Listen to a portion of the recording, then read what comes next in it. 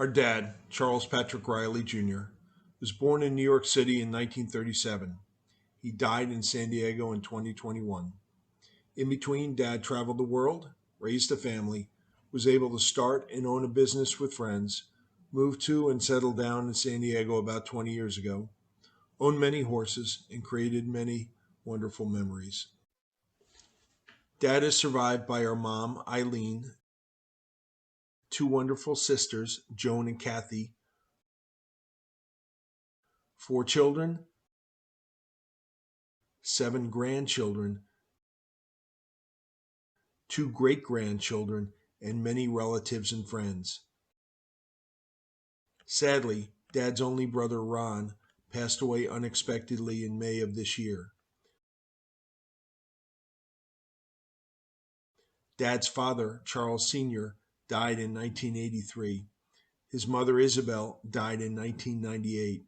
His son, Charles, died after childbirth in 1961.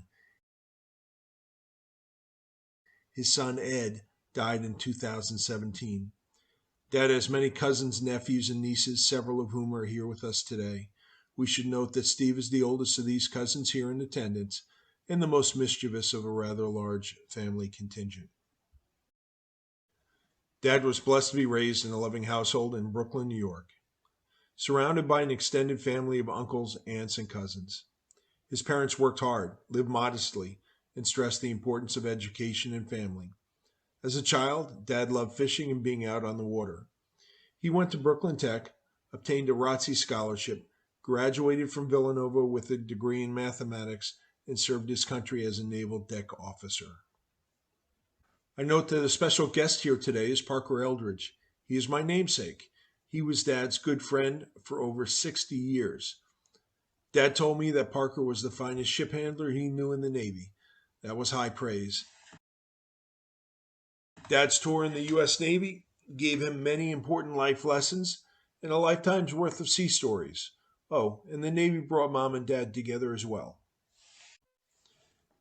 Dad left the Navy, married Mom, and had 5 kids living under his roof before he was 31. Yikes! He lived a full and meaningful life, had many professional accomplishments, friends, and good memories. He was well-read and an effective communicator. He was not shy. He had more letters to the editor published than anyone I know. The last few years have been tough on Dad because his body failed him. His mind was sharp until the end. We are so thankful that Dad's friend, Pat McIntyre, was always available to help Dad these last couple years. Dad fought hard. His ashes will be laid to rest with Charles and Ed at Holy Cross Cemetery here in San Diego at an as-yet determined time. We held off this celebration until now because of COVID restrictions. Thank you for being here and sharing in this celebration. Thank you for honoring Dad's memory.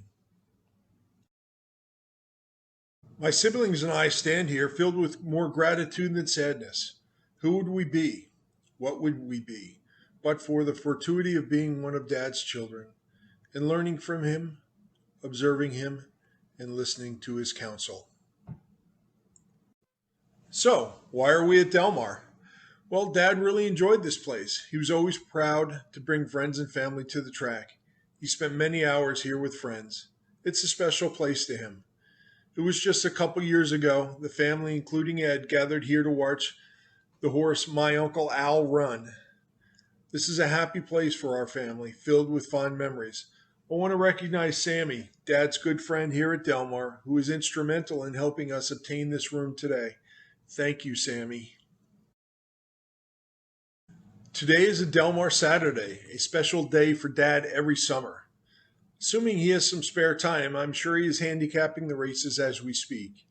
I'm not sure in his realm if he has any special insight, but you may want to reach out to him in your thoughts today to see if he has some advice. I'm sure he would relish the opportunity to share his picks with you. We all knew Dad in different contexts and had our own relationship with him. Perhaps some of these themes may resonate with you. Accountability. Dad was a little old school when it came to taking care of responsibilities. I recall vividly one time I gave him some lip when he was quizzing me on multiplication tables while he shaved one morning. His response was swift, measured, and effective. He cared more about the then future Chris than the then present Chris. When we fell short of expectations, he was not particularly interested in excuses for what had happened, but was always receptive to a plan of action to make sure it didn't happen again. We are thankful for that lesson. Hard work. There's a proverb: give a man a fish and you feed him for a day. Teach a man to fish and you feed him for a lifetime.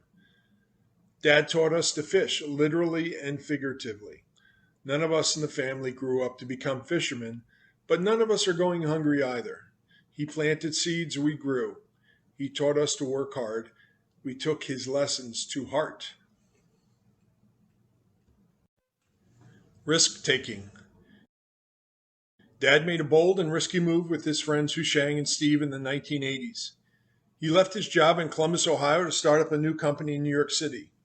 He had no safety net other than competence and confidence. As a team, they worked hard, and over time, their efforts were rewarded. They were still business partners and friends 35 years later when Dad passed. But for their collaborations, Dad would not have had the freedom to own a boat and horses later in life. Both of those hobbies brought him great pride and joy. Loyalty. Dad was not a summer friend or sunshine patriot. He was with us through thick and thin. Think of the New York Giant teams in the late 1970s, some of the worst teams of all time. Knowing they were going to lose, we watched or listened to those games anyways. It was painful at times, but certainly character building.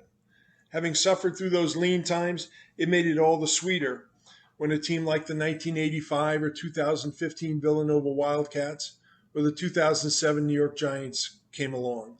Perhaps Pat Harney, Dad's partner with the racing horses, can attest to Dad's love of the underdog or long shot. Dad and Pat treated their horses well, even if they finished last sometimes. Generosity. St. Francis of Assisi said, "For it is in giving that we receive."